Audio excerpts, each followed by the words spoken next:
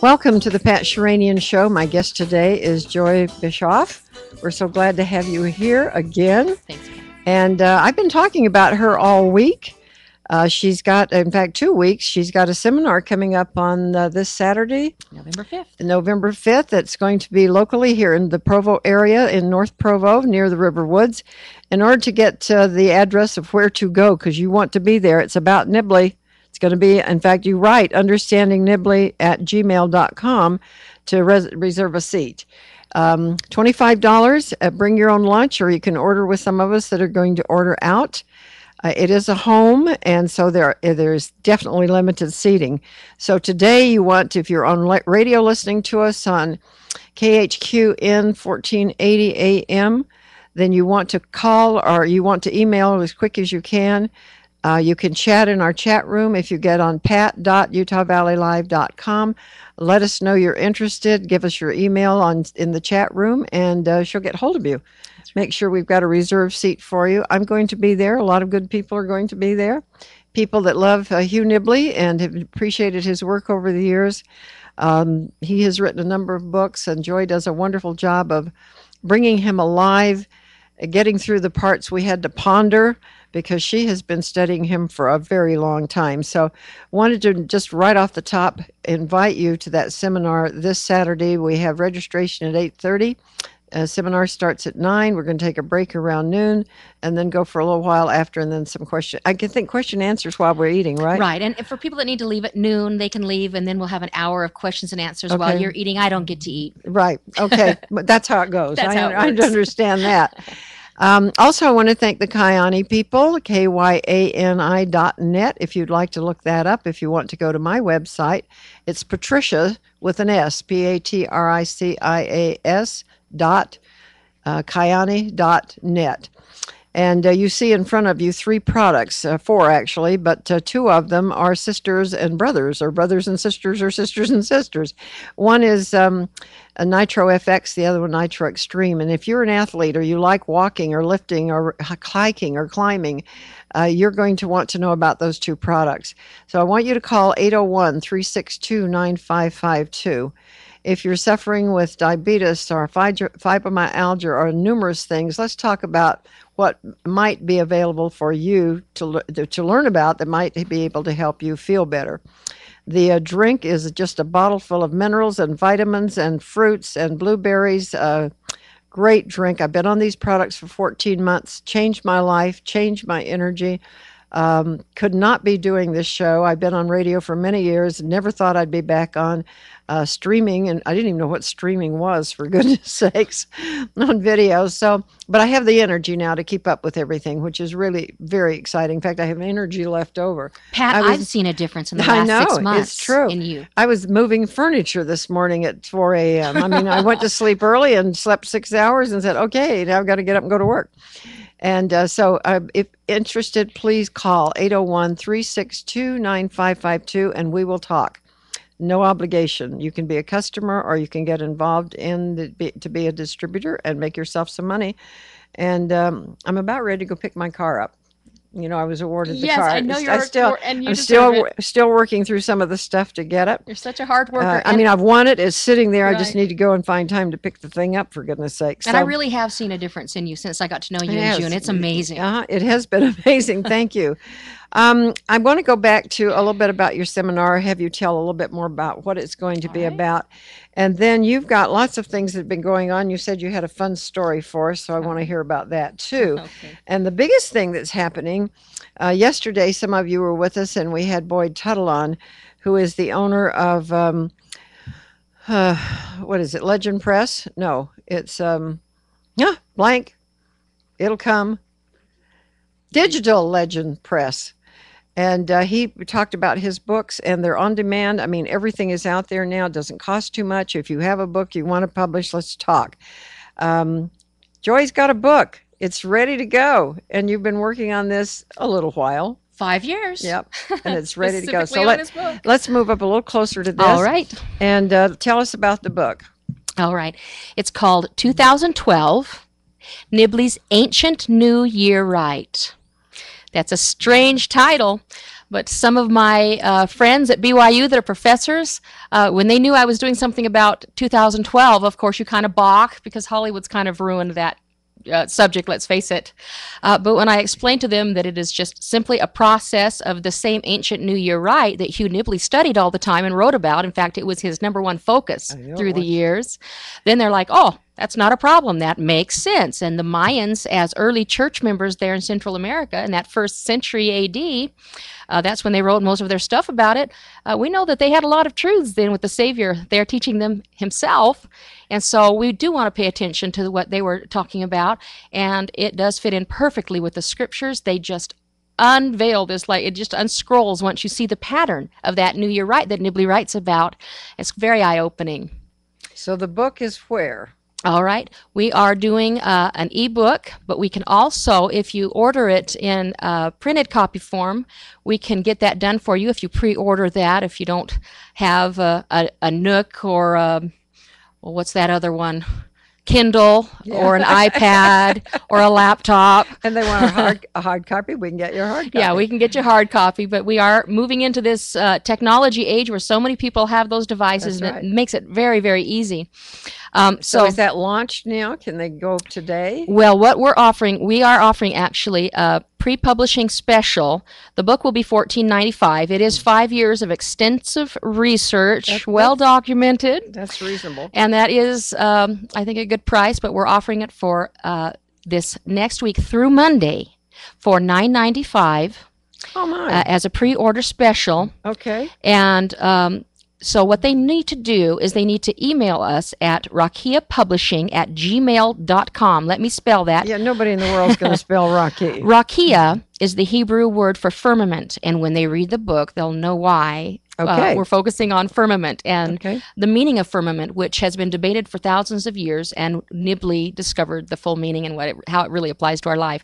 So that is RAQIA, no U, RAQIA, publishing@gmail.com. And if you get your pre-order in now, we should be sending the book to you by Friday, and now is where my story comes in. Oh, okay. You started to tell it before we went on the air. Yesterday, I had a lecture up in Midway with a lovely group of ladies. If you're listening, hello to all of you, especially Carrie Henderson, the gracious hostess that had me. Wonderful, talented piano artist, not player, but artist. And we really had a good time. And I was going to have the unveiling of the book yesterday for them. And so my husband Roy and I were working practically every waking moment for the last few days, for the last week, on final editing and getting it all polished. And really looking forward to the end of this, because we've had opposition for the last 5 years in strange ways to keep this book from happening. Of course. And we feel anything of value, you're going to have some opposition. That's how you know how good it is. We think the more opposition, the better it's going to be. We do feel that Heavenly We've all Father learned that. We have, yes. So at any rate, yesterday morning, we both stayed up late working, got up super early, my husband at 4 and me at 5, getting in the last polishings. And maybe a half hour before we were going to send it to our son for the upload to our ebook company website, our computer crashed. Gone. Everything gone. You're kidding. And of course, because we've been frantically working night and day, we didn't take the time lately to protect it and save it. But luckily, I had sent a copy to a friend, and we are now, my son bought me a new computer yesterday while I was off talking to the ladies, and we're working to pull all of that off so we don't have to redo the last couple of days of work. Good. And so we should have that all done by tomorrow. And but we want you to pre-order, and we're offering this special because anyone who reads the book and likes it, we would love a little blurb, and put your name and blurb in the front of our book to help get it rolling, and that's why we're offering this special. Hopefully people can help us out by doing that, and mostly because we want to get this to people as fast as we can, because it's all about timing in 2012 and Nibley's message for what that really means. Now, she's going to be talking about this timing, and I've heard part of this. I mean, it gets you right out in the cosmos. You're going to be out there. You have to think and concentrate. By the way, no children under 14. Right.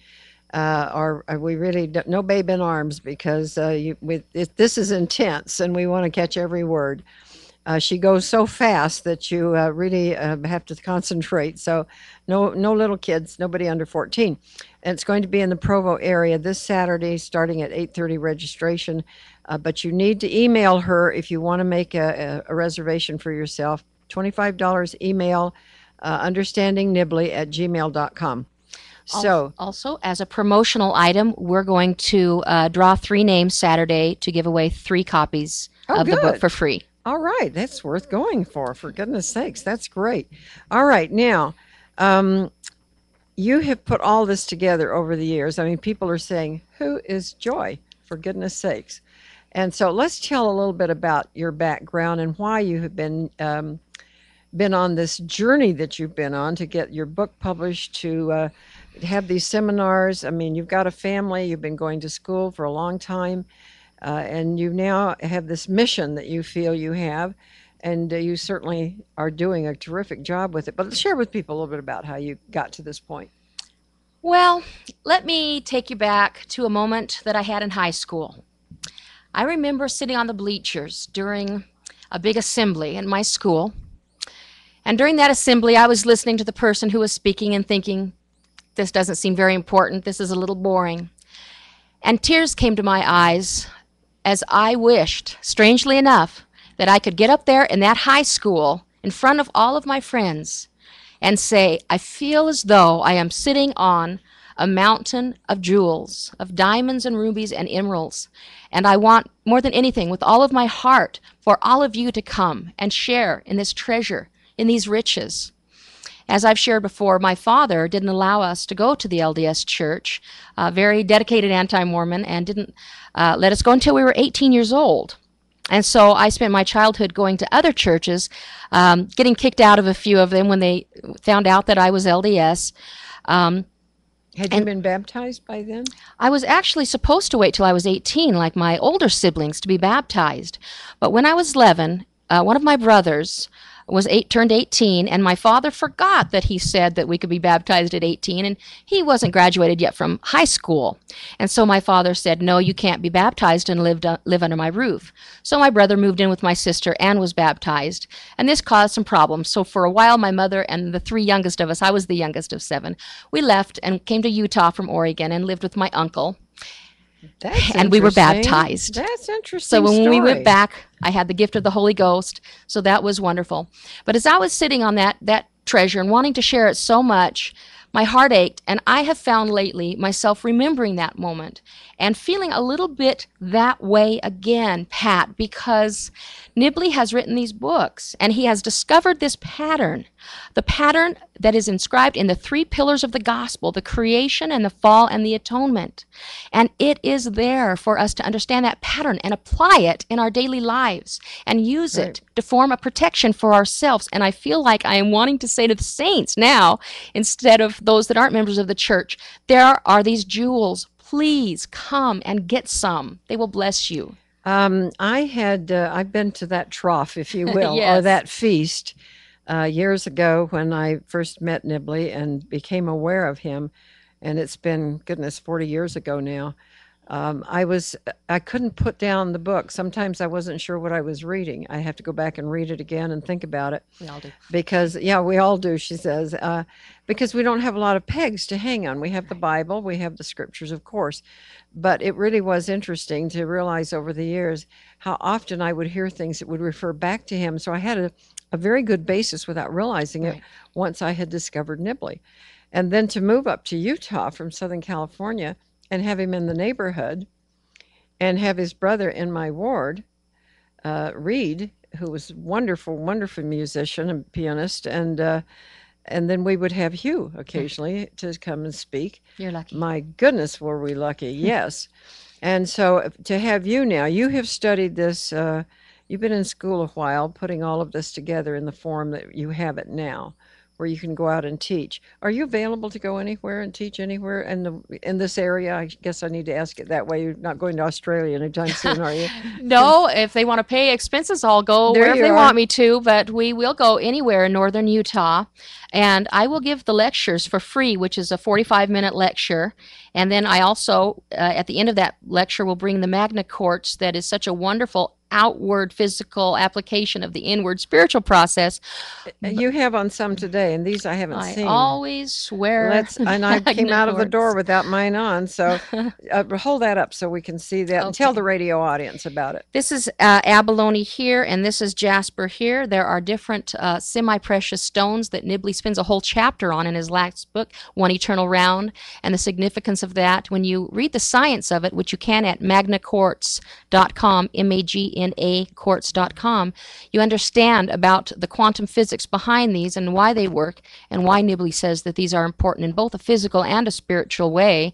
And when we get a field of 4 on the wrists and on the anklets, they provide that force that Pierre and Marie Curie talked about that presses against the quartz that we wear on our neck and in 2 places, and it distorts those, and it creates voltage, and the voltage reacting between the field on the hands and the wrist creates an ionization process very similar to what happens in our atmosphere. And these are principles that are so wonderful to learn, because the creation of worlds in the future, the understanding of that should start now as we are attending the temple. And we're lucky to have Joy here to teach. So again, this Saturday, she's going to be going through this again. She is available for other areas.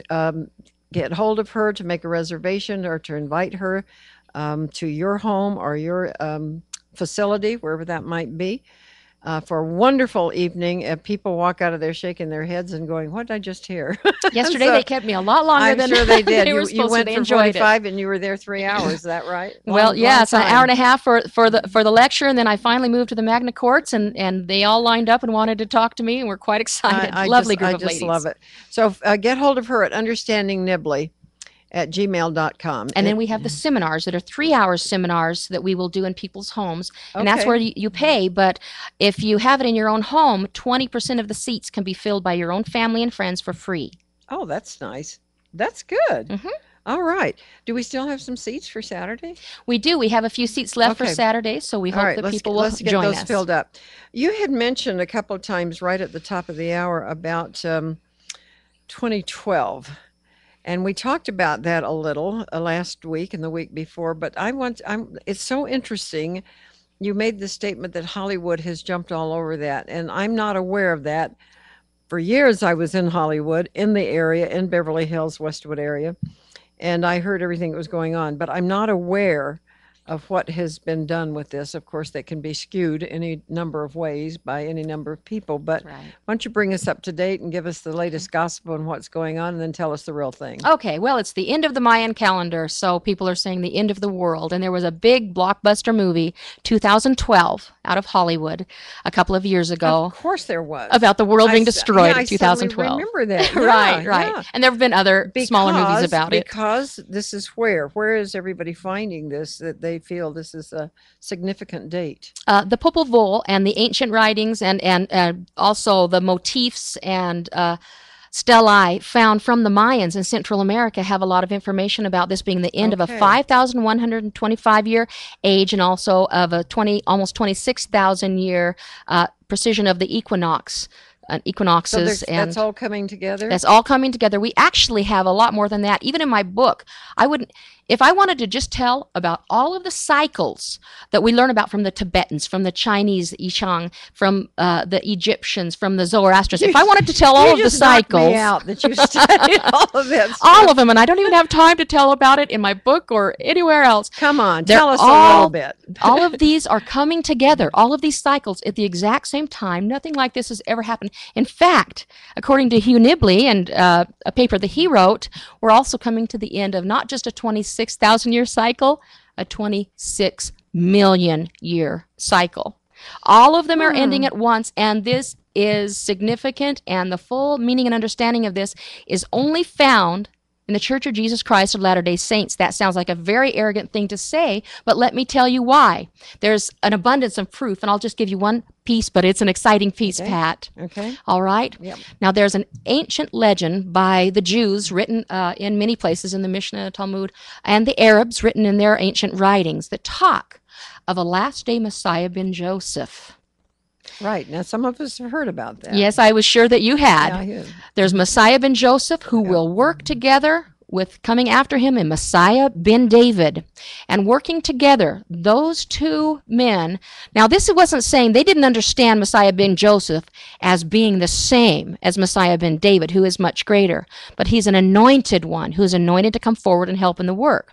Now, in their legends, he was going to be killed, and he was going to go through a process of things which, when one of our BYU professors shared this with a class at Hebrew University, without saying very many details, when he was done, they all said, Joseph Smith is Messiah ben Joseph. He fit every point, and they were so excited. That's interesting. Now, let's talk about who Messiah ben David is. Now, a lot of members of the church think there will be somebody named David in the last days that will fulfill that role. We've heard that since we were kids. Right. Yeah. Now, one of the things that I will explain in the seminar is that so many of these special names are actually titles and or offices. Right. So there may be this office of David, kingship, a political kingdom upon the earth, where we do have a David that works in that office. But Bruce R. McConkie in Millennial Messiah says, and so do the scriptures, Psalms, it's all over the place, it is Jesus Christ in his role as king on the throne of David, his political kingdom, which will be coming to save the earth. Now, what's fascinating is the Mayans teach in the Popol Vuh about the hero twins. Say that word because people don't see it written. I saw it written last week. Spell it because Okay. it's a new word to me. Populvuh, I believe, or Okay. it's very close to that. Popol Vuh. I always struggle with it. I study at home with my reading, and I don't always get the pronunciations right. But within those teachings, they talk all throughout there about the hero twins that will come in the last days.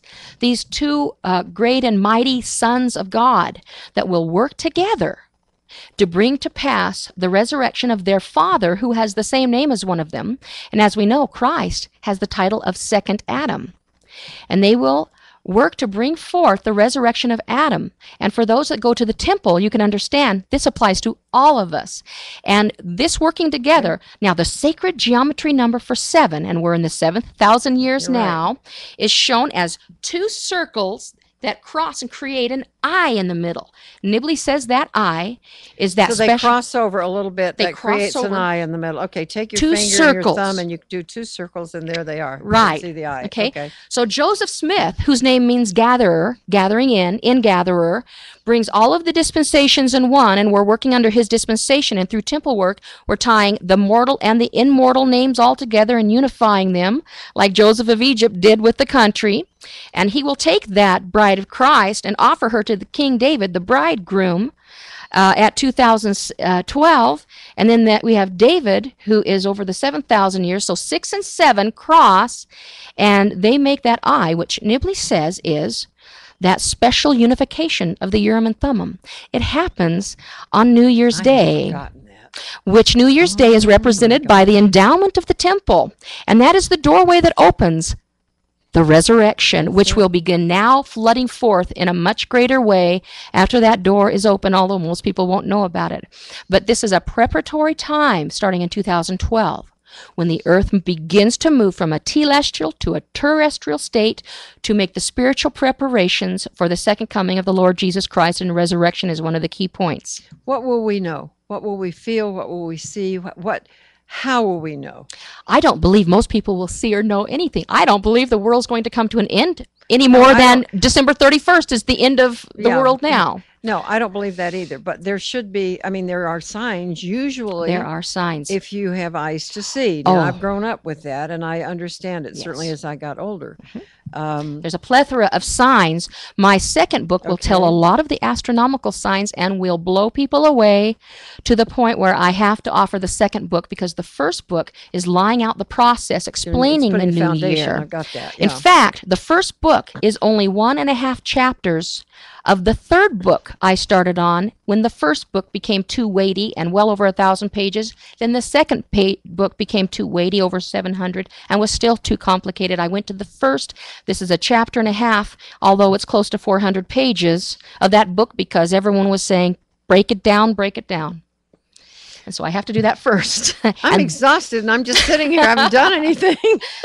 So in the second book, we're going to get to those astronomical signs that are going to happen in 2012 that are going to shock people to the core and have to do with the bride of Christ, the members of the church. Being the bride of Christ. Yes, and what they'd have to do. Some years ago, I was introduced to Josephus. Oh, yes. And the Nibley's Book of Breathings, the Joseph Smith Papyra, the Kabbalah, things of that nature. I had gotten very interested in the Jewish religion, if you will. The rabbinical writings. Right. It's amazing. And it really was quite fascinating. But then with Nibley's help, you can see the crossover, many things in the Book of Mormon, many things throughout the scriptures. They've been there a long time. And Joseph began to bring forth all of this. I would be very curious what you did as a child that set you up to be able to do this, because of course, there are many scholars that are looking at you and shaking their head and going, Absolutely. What did she do? And I find it interesting that you're strong enough personality now that you can deal with that, because you've become stronger through adversity and through health and some other issues that have happened in your life and your family. And I always find that interesting that the Lord prepares us for a greater time than the one that we're in when we're going through sometimes very difficult times financially, health-wise, depression of all kinds, different illnesses, things in the family that happen to children and so forth. But as you get through that, now you become more and more prepared for greater blessings and understanding in the gospel. Why it has to work like that is obvious when you live through it. Right. And you have lived through this. So this is not one of your questions, I'm sure. Well, but I would love to answer that question. Yeah, I think it's an important one. I would like you to, because I believe that. I can look at my own life and say, how did I get to be the strong personality I am and have the beliefs that I have? And I have a testimony that's become a fortress. Right. Not a thought, not a maybe, but an absolute. Right. And I really got this way because I had to dig myself out of some terrible places once in a while. I've lost a daughter. I've gone through some personal things that have been extremely difficult. But I look back now and I go, yay. I'm glad I went through that. I feel so blessed to have had just the experiences I've had. They weren't wonderful, but I don't want yours nor somebody else's. No. Mine were tailor-made for me, and I recognize that. So tell me. Exactly. All right. Well, as a child, my first thoughts that I remember was when I was 3 and I asked my mom, where did God come from? And then when I got kicked out of a church, a Methodist church at 5 years old. And then at 9, when a different church I was attending, when the minister preached the whole hour against the Mormon church, I asked him if I could have 10 minutes of his pulpit the next Sunday, and he asked me not to come. 9. But I started at a very young age answering the questions, the anti-Mormon books and pamphlets my father would leave me, all of the questions from the other friends that I had that would throw all of these questions at me. I spent all of my youth studying like mad, reading the scriptures constantly. I fell in love with the Bible when I was just a tiny child, and then got into the Book of Mormon when I was 11. But then when I went on my mission, everything changed, and Heavenly Father began to prompt me to study within the scriptures themselves, not with anything else, the structure of the universe. And I didn't even know that was important, but there are statements by Woodsoe, by Joseph Smith, and Brigham Young about the importance of studying that structure of the universe. And now I know why, because it all applies to the temple and how we can personally become rooted in as a tree of life in this life and begin our eternal creations now and receive that endowment of power that brings a protection for us and not us alone, but for our families also, as we gather them beneath the branches of that tree for protection. And this we need in the last days, and I will be explaining just how to do this at the seminar on Saturday. But I have gone through a great many personal things, as you have. We lost a son, David, and when he died, I was struggling, as one does, and praying a great deal and studying the Scriptures.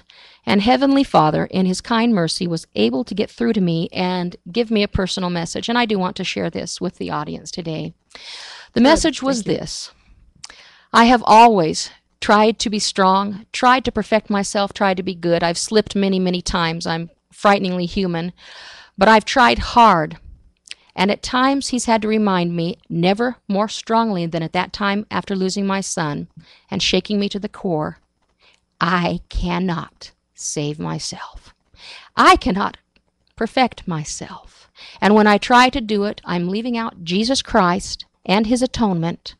And He wanted me to step off the foundation that I was trying to create myself to return to heaven, to instead to step onto His foundation, take upon myself truly and fully the name of Christ, because only He has blazed a path through the chains that encircle this earth. And that was the only way I did it. And I did that, and I reached up and I grabbed a hold of His hand, metaphorically, and I wouldn't let go, except for a couple of times when I felt at that point it was too easy and I should be suffering more. And both of those times I let go of His hands and pulled that suffering back, pulled that burden back to myself. I was almost crushed to death and quickly gave it back. You know, I've heard that story before, where you get to a point where you think you do it by yourself. Mm-hmm. And there's not an arrogance particularly about it. It's just you think you can. Mm. And then something else will happen and you think, I can't do this alone. Mm-hmm. And we're constantly reminded in this earth, and I think that's part of the reason we go through this, so that we keep our heads together about what it is we have to go through in order to be sanctified. Right, Pat. And so I appreciate it. I'm talking to Joy Bischoff. She is, as you can see, a very amazing young lady. She's got a seminar coming up this weekend on November 5th. It starts at 8:30 registration. And we'd like to have you there if you're listening on radio at KHQN and 1480 AM, or if you're with pat.utahvalleylive.com. Please let us know. We have a chat room, and you can contact her today, right now, and make a reservation. We have somebody manning the computer, if you will. And but you do need to get hold of her. So understandingnibley, Nibley, at gmail.com will get you to her, and you can make a reservation. It's $25, no children under 14. Bring a sack lunch or order out with us. We're going to have an hour, and during that hour while we eat, Joy doesn't get to. For those of us that have been on a seminar circuit, we realize you don't get to eat usually, and you will be answering questions for us. So we appreciate that. But do it today, because the seats are filling up, and you'll want to be there. You really will want to be there. You don't want to miss this. Okay, that tells us a little bit about 2012, and I'm just going to ask one last little question. You say we won't really know. Most of us won't know. So am I to surmise then that most of this is taking place on the other side of the veil? Yes, it's a spiritual happening. Just like most Okay. people, if they didn't have a calendar, they wouldn't be able to tell that it was December 31st, but it is. Right. And so they know the calendar on that side and Yes. what's going on. There are a lot of happening on this side of the veil too, and my book explains a lot of those things, but you miss it if you don't know the pattern. And I'd like to share for people that think, well, so what? Why do I need to know the pattern? One daily application that you can use for the pattern. Let me just give for instance, this morning I was studying my Book of Mormon, as I try to read some in that book every day because it brings such power and protection in your life. It does. And as I was reading, it seems about 50% of the time when I read a chapter, I think, oh, darn it, there's the pattern again, and I don't have anyone to tell about it. So I thought this morning, I'm going to tell what I saw in this pattern today in my Okay, scripture study, good. so you can see just All one right, let's see the example. pattern. Okay. I was reading just a simple little story that I've read 75 times of Lehi sending his sons back to Jerusalem. It's always bothered me. It is. It's just concerning, particularly when you're young and you have to work your way through it. Yeah, and I've thought, Lehi, why didn't you think of that when you were in Jerusalem instead of sending the boys back later? What trouble you would have saved. What a mistake. Now I know better. And you find the story within the pattern. Right. Also, Brigham Young, why did you have that wagon train go clear out to winter quarters before you sent them back to the Mississippi, where the poor people had crossed and were stranded there? The Lord sent them the quail just like he did with the early Israelites to feed them, but they were stranded and they had no help. So back come those wagons, which Nibley says are like the Ark of the Covenant, with the covering like the wings of the cherubim that protects it. So beautiful. That is beautiful. Coming back to rescue the poor. So, Nibley, and I know that you know about this, Nibley did talk a lot about sent ones. Sent with a capital S, ones with a capital O. When one is sanctified, they are sent back, authorized by the sent ones, which means apostle in Greek. They're sent back as sent ones to help the others and help rescue those and bring them to the place of safety. Because we don't get to the promised land yet, but there are places of safety. Now, Lehi and his family set up a place of safety, which is so often symbolized by a tent. And then from this place of safety, you are sent back as a sent one. Well, they got the plates, but then also they got sent back to bring their future wives and other people out who are willing to leave before the destruction comes. Right. So this is what we do with 2012. The earth begins to move to a higher state. The scriptures talk about joining the congregation on the north, which is that city set on the hill up on the mountain of the Lord. Well, we need to be going out as sent ones, clear until the second coming. And bringing others to that city of light and protection as we can, just like Brigham Young sent those back to save and rescue those that were poor and stranded, and like was done to those that were left from the city of Enoch as they were lifted up. Later, others who would prepare themselves were translated and joined them. So 2012 symbolizes the establishment of that city of light on the hill to have protection and to bring about the energy and the spiritual beginnings of a terrestrial state to prepare for that second coming. And then we will be sent out as sent ones to offer all to come into the light who will come. Oh, such a journey. And how grateful I am that you have really put so much time into this, Joy. I find it just almost overwhelming what you have done. Let's give out the talk about your book, because all of this is in her book in detail, and give this address, which is even the letters together are hard to say, but I know they mean what again? Okay, Rakia means firmament.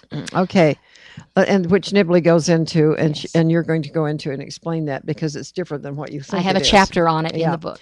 RAQIA publishing at gmail.com. Okay. They get it this week. They get it for $9.95. Right. The book sells for $14.95. $14.95. Mm-hmm. And we've got an introductory launch price of $9.95 if you order it before Monday. Is that right? Right. If you order it before Monday. And so it needs to go to that address. Now, for some reason, somebody's driving a car, they can't write that down. You can certainly reach her by going to understandingnibley@gmail.com. That's easy to remember. Yeah, it's a little bit easier to remember. So if you want to do that, certainly do that and order the book. Okay.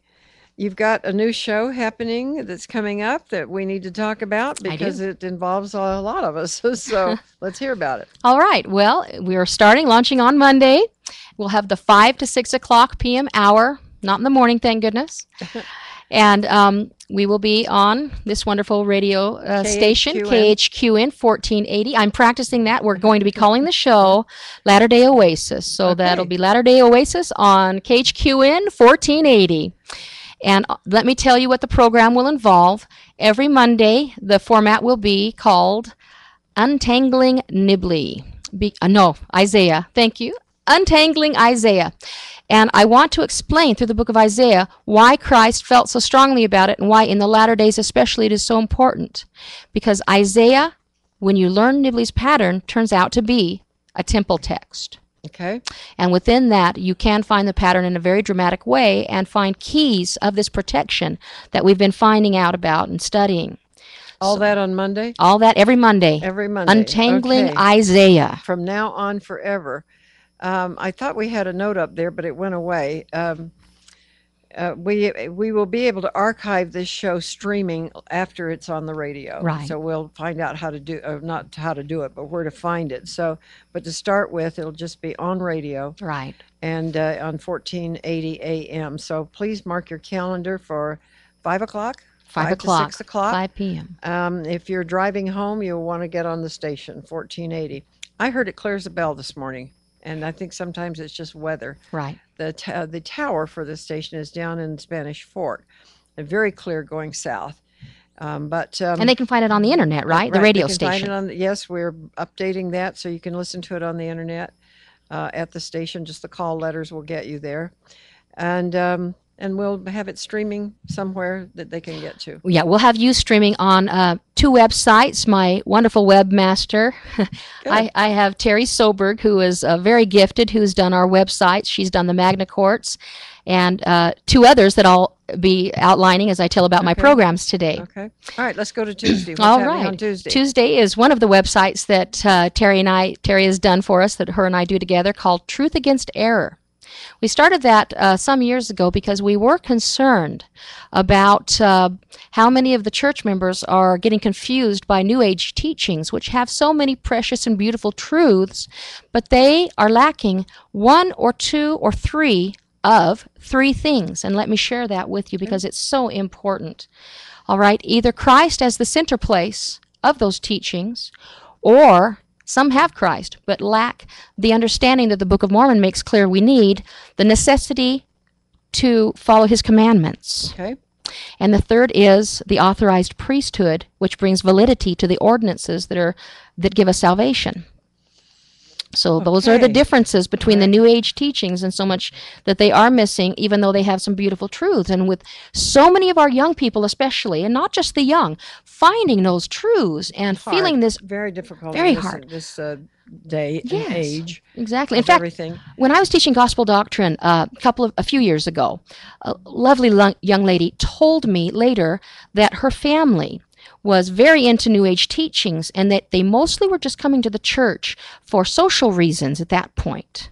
And when I explained this process in my gospel doctrine class and tried to simplify it and show where they were going wrong and what they were lacking, but also an understanding that people do want more information, which is what Nibley's for and the seminars, right? That they became confused and lost sight of these 3 points that I outlined. And so she went and taught her family, and she told me later that they all came back and received stronger testimonies and understood the problem. That's great. Well over 100, she said. Okay, so this starts on Monday, and now you've given us what's happening on Monday. So Tuesday is the Truth Against Error, where we go through the articles on truthagainsterror.com and explain those, and I'll outline them. And then on Wednesday, it's Understanding Nibley. Okay. We're going to start with Abraham in Egypt. People always say, what should I start with? And I say Abraham in Egypt because it's simpler and it uses the stories of Abraham in the Old Testament to show the pattern. But many people, when they're reading, are just thinking, well, that's a nice fact. How interesting, how fascinating, without realizing that Nibley was laying out a pattern. Okay. So that's exciting. That's going to be fun. Yes. Wednesday, well, every day. Okay, Thursday? Thursday will be the other website that Terry Solberg's done for me, and that is In God We Trust. Well, done together. We both do it together. She writes on there. We were very actively involved with that. We had thousands of hits a day 4 years ago with the presidential race, and we're going to start that up again. It's going to be coming. Right. So this week we're starting to move on In God We Trust again.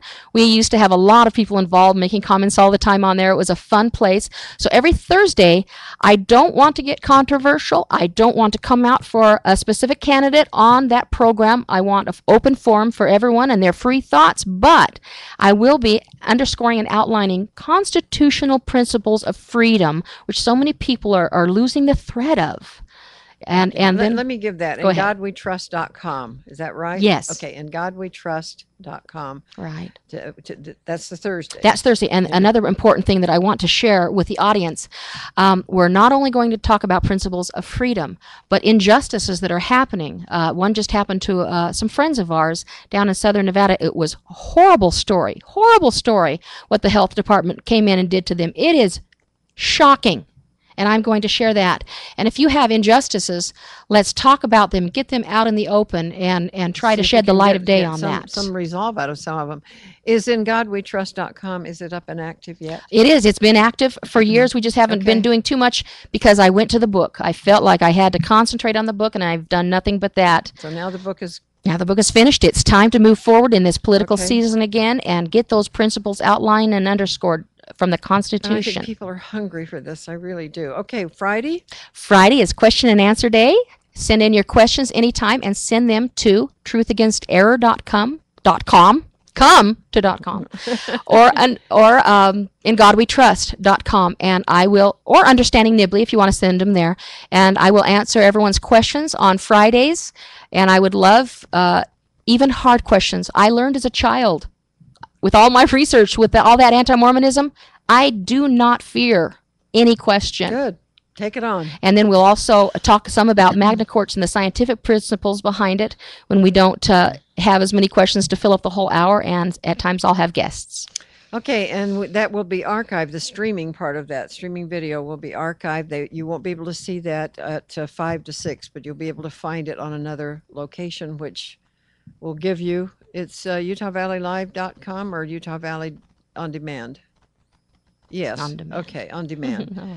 And I'll give that out all, excuse me, all next week so that they can find you. And we've got a couple more days this week, so we can do it to make sure that they get that. Let's go just back to I'll have you tell at this time what's going to Okay. happen this Saturday. All right. And so let's talk about that again. Okay, talking about 2012, because that is what we use as an example to underscore this New Year rite and what it really is all about. So I want to share kind of the bottom line Okay? of what the studies are about. As I've already shared, that marks the point, we believe, in time when the earth begins to take its first step spiritually back from a telestial to a terrestrial state, which means there'll be a lot of light coming, a lot of knowledge coming forth, as Doctrine and Covenants 128 talks about, verse 15. It's almost impossible when you say that, and I listen to you say this, and I think of the condition. I mean, I'm a news nut. I Right. watch news around the clock, Right. and just about. If I don't sleep, I'm awake. I watch news, Mhm. and I find the world in such a turmoil, and it's a scary place to be It is. for many of us. Our children hopefully aren't growing up with that fear, but they certainly are aware much more than I was and you were. With all of that going on, it almost feels like this is a life raft swimming around somewhere, which is like a pebble in a lake. It will grow and grow and grow. Do you feel we had to be in this kind of state of adversity for the other to come forth? Because we always have that. We have the adversity when you have good things happening at the same time because they're choices. Then you wind up having to make choices. Or will we not be involved? We will be Except- heavily involved. We'll be spiritually involved. Let me answer that by showing some of the stories that Nibley shares to Okay. explain this pattern. That's where we're going with it. All Good. right, we'll go Okay. there with it Okay. then. Abraham and Sarah, wonderful, righteous people, and a beautiful and a perfect pattern. Abraham, actually, Nibley says that through his birth, somehow, once we get the genealogy from back then, we'll find out that he had the right to be king of Egypt and all of that area. He had that birthright. And the Pharaoh knew it and tried to have him killed again and again. Sarah had the right to be the true mother, the true princess that would bring forth the next Pharaoh. All right, so Pharaoh, knowing that, kidnapped Sarah when she was young, and Abraham rescued her. But then after they married and came back into Egypt, he announced that she's my sister so that they wouldn't kill him. Pharaoh took her to wife, knowing that he needed to have legitimacy for the throne of his son, which he hoped to have with her. Interesting. Well, we all know that story. yes, we know that story. Excuse me. The same story happened with Adam and Eve, only in a different way. Because Adam was made Lord of this earth and all things that were in it. All right. Now, Satan wanted to control this earth, and he was able to wrest that control by giving them the fruit which they partook of. Bruce R. McConkie says that's symbolism, but nevertheless, those transgressions were made, and there was the fall. This gave the bride, Eve, symbolizing the church, into the hands of the usurper, which is what the word devil means. And that usurper, false Pharaoh, false king, false god, lays claim to the bride. Well, the same thing happened with Moses and Israel. Moses went up to that mountain. The Lord said, go back and claim that bride. Go free Israel from that false Pharaoh. And the Pharaoh was false, and we don't have time to go into why that one was, but oh, is it an intriguing story.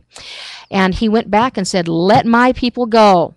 And in the last days, the false Pharaoh, Satan, will continue to lay claim to the bride as he has dominion over this fallen earth. And he will not want to let the bride go, the church. And all of those basically who love and follow Christ in certain explanations. So all of the followers of Christ that are true Christians who follow after Christ, because we know from prophecies of Joseph and Brigham that there will be many wonderful non-LDS Christians that gather with the saints in the latter days. You know that. Okay, so King David, Christ, through his prophets in the latter days will say to the false Pharaoh, let my people go, and he will not want to. And then the battle is met, and just as things became very difficult for Israel when Egypt was being plagued because they were living in Egypt, and they would say at times to Moses, stop it, knock it off, look what you're making happen to us, stop. It will be difficult in the last days. Oh, Pat, I'm glad you asked this question, because that is what I am trying to do. I'm trying to show that Nibley explained that there's a process of creating a powerful protection around us, like a boat, like an ark, to carry us through these last days as these terrible plagues happen upon the earth. Not that the Lord will bring them, but he'll allow them to happen, and this chaos will bring difficulty. And we must get in those spiritual and even at times physical places of safety to make it through. I find it really interesting. And so the question now is, you've really connected the dots. Now, we've all read these stories. We grew up with these stories. Right. And we've read them over and over. And I've never connected the dots, so to speak. I haven't really seen the relationship between these stories until you've just said that. Did you discover this, or did Nibley discover this? Well, or did you guys do this together? In other words, from his reading or from his writings, did you surmise and begin to put the dots to connect the dots? Good question. On my mission, when the Spirit prompted where me, did you go on your mission? My life has been very strange, very unusual, and even the answer to that question is unusual. I had a top secret clearance working on the stealth project for Lockheed. Venezuela, where I was called, thought I was a spy. I was working in management and engineering when they stole some of our papers, as well as I can remember. I'm fairly sure, yes, California, fairly sure my name was on some of those papers. They thought I was a spy. Everyone but me got held up, including my husband, who was also called to Venezuela, but a different mission. Everyone but me for months got held up. They would have to wait 2, 3, 4 months. They kept me out for 8 months, but my mission president fought and fought. They tried to figure out what was going on. I was asked by my mission president, were you in jail? Something was wrong in your past. I said, no, but I didn't. How old were you? I was 22 at that time. My word. And I said, no, but I had a top secret clearance, and they stole some papers, wanted this project, so they think I'm a spy. In fact, they stole all of my stuff coming back into the country. I had, everything taken. But I was in LA. We went to get our visas. LA's visa office said, nope, you don't get them. We got sent out there. I was there for a few weeks, and then somebody in Salt Lake, and nobody ever found out who, and both mission presidents tried to, told us after 3 weeks, send those missionaries to Vegas. They didn't have Spanish-speaking sisters in Vegas, so why Vegas? But I spent 8 months in Vegas.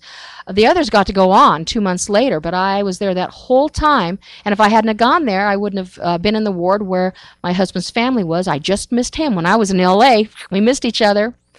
We were in Venezuela later at the same time together, but never met, different missions, but I had to marry that man, so that's how the Lord brought that to pass. That's a great story. I have not heard you tell that. No, I hadn't told that one. But how long were you at Lockheed? I was at Lockheed a year and a half. Well, how did you get into that? Well, I was a really good secretary. Then I got promoted up to the engineering department and was studying engineering, and science has been a love of mine my whole life. But let me, before time runs out, answer your other question, because I think it's so important. Okay. So the Spirit prompted me on my mission near the very beginning to begin studying out of the Scriptures the structure of the universe and how these things go together. And so I felt these promptings come for months and months. There was one missing piece, though, and I was not going to accept any of it until that piece was solved, because people might not believe this about me, Pat, but I'm very careful. I set things on the shelf of my mind, and I wait for proof, sometimes for years. I've waited 30 years for answers because I want to have all of my ducks in a row. Well, I think you have to with the subject you're dealing with. You do. This, You have to. This is not light stuff. I'm sure you know that. Exactly. So, and you can't make it up. No, you can't well, make I it guess up. you could. But the proof is everywhere. Yeah, that's right. And you found it. And Right. that is, I think, the piece that's so phenomenal, because all of us wonder, we think we've connected a few dots. Oh, yes. But you really have made this come to life for so many people now. Okay. Thank you. So at any rate, there was a zone conference, and Hartman Rector Jr. came to speak.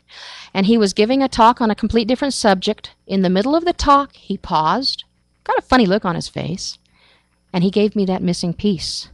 Then he paused again, looked strangely again, and went on with his other subject. And so it fell into place. Now, at the end of my mission, I had an experience where I knew that I was being commanded by the Lord to stick to the Scriptures for some time until otherwise authorized. For the next 10 years, I searched the Scriptures, sometimes hours and hours a day, and tried to prayerfully go to the temple and learn. So at the end of 10 years, I finally felt I could move on. And then that's when I began to study Nibley. And within those 10 years, through temple attendance and scripture study, I found the pattern. And then when I began reading Nibley's books, imagine my excitement to see that he had found the pattern and had done a lot better job than I had, and was able to take me much, much further. And so then when I went back to BYU studying ancient Near Eastern studies, and would spend hours and hours in the religion department library section of the library, pouring through dozens and dozens of books, I was able to read all his little penciled notes in the margin and pick his brain that way. And then all of my studies, I got away from Nibley and just did my own studies in Egyptology, ancient rabbinical writings, translating some of them from Hebrew to get the real story, which has been very enlightening, and studying ancient mythologies from all over the world, finally brought me to quantum physics 5 years ago. And that's when and I just found recently a quote by Nibley saying, what the Chinese teach and what quantum physics teaches, it's the same thing. And so I was able to start placing it all in science, and that's been quite an enlightening experience. And all of that has become part of the pattern yes, that you have discovered. Part of the pattern. Let's show your bracelets. Talk about those just for a few minutes, and then we've got a couple of minutes left. All right. Well, last March when we had the incident at Fukushima, I did watch that carefully. I had a funny feeling about it, and I began keeping articles, and I'm glad, because that impression was good, because they disappeared later. They just came right off of those news sites. They denied it. Right. And it wasn't until the end of May that the Japanese government said, yes, we had 3 full meltdowns in that first week, but we wanted to hide it because we didn't want the people to panic. But I was having consequences of it, especially on a couple of days when the rain would bring down very heavy concentrations of the gas xenon. And I couldn't breathe in the night when I would wake up, and so I knew I had to do something. Did it occur to you it was radiation at that point? No, when I woke up, I didn't know what was going on, because I've had lung problems with chronic illness that I had, which is why I had to quit school 12 years ago and leave the valley. The doctor said, there's some pollution here. You've got to get into that dry desert air in the country. But finally, after years, my health improved enough for me to come back. But even at that, last April, I thought, nope, I'm not going to make it. I've got to leave. I'm not okay. And I couldn't breathe, so I got on the internet and I saw a projection of the trade winds bringing over that radiation from the European websites, their governments putting these out. We saw them, some of us saw them. And it was right over northern Utah right then, and the rain was crashing down, just heavy rain, bringing that down. I couldn't breathe, so I got on there and I read about it, and lo and behold, xenon causes lung problems. People with weak lungs have to be careful. So I took the technology that I had learned, that I had read about with a NASA publication, with them saying this is how they protected their spaceships from radiation, and I realized it was the same ancient pattern, and I can tell every piece and how it fits in Nibley's pattern, and he talks about it a lot in his last book, and we've made a system out of it. And that's what you're going to hear on Saturday. So you want to be at this seminar that's going to be in North Provo, right off of University Avenue. Contact Joy Bischoff at Understanding Nibley, Nibley, Understanding Nibley, one word, at gmail.com. Reserve your seat. It's $25. Do not bring children under 14, please. We're in a home, a private home, so you have to contact her to get the address of how to get there. Bring a sack lunch. Joy, it's been a pleasure once again to be with you. You stir up a lot of feelings and emotions. Sometimes I think, where did I get off the path? Because I love what you have done. Glad you have done it for the rest of us. I'm Pat Sheranian. I want to wish you a great day. Thank Kayani. Love these products. Could not get along without them. If you want more information, please call me at 801-362-9552. 801-362-9552. Thank you for being with us. Have a great day. Be safe and be good to each other. Thank you.